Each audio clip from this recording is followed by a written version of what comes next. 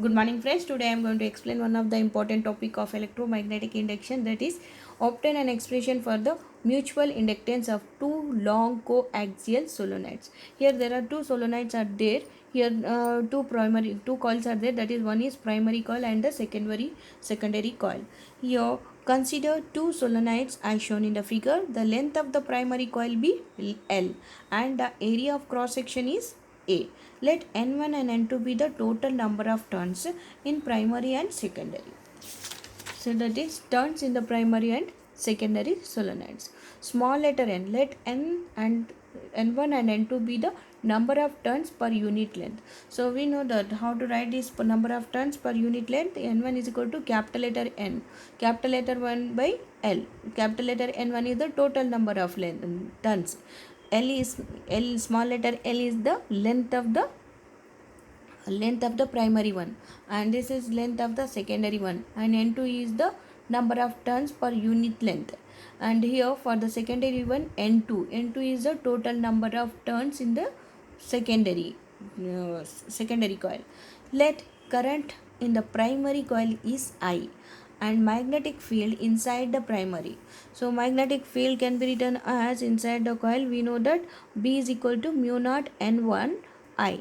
So mu naught is the permeability constant, N1 is the number of turns per unit length for the primary, and I is the current which is flows in the primary, and this is equal to the mu naught N1 is can be written as N1 by L into I. Let us take this as equation number 1. Now magnetic flux through each turn of the primary. So magnetic flux definition is, it's a product of magnetic induction and the area of cross section. So phi b is equal to B dot A is equal to mu naught. So this mu naught N1 L I. This B value is mu naught N1 L I into A. Let us take this as equation number 2. Now the same magnetic flux is linked with the secondary coil. So primary coil and secondary coils are overlap to each other here, so that's why the same magnetic flux is linked with the secondary coil. So that's why total magnetic flux linked with the secondary one.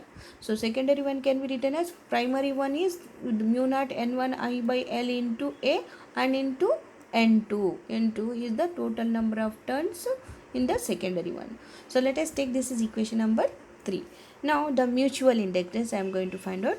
Let M be the mutual inductance of coil. The total flux linked with the secondary coil is Mi.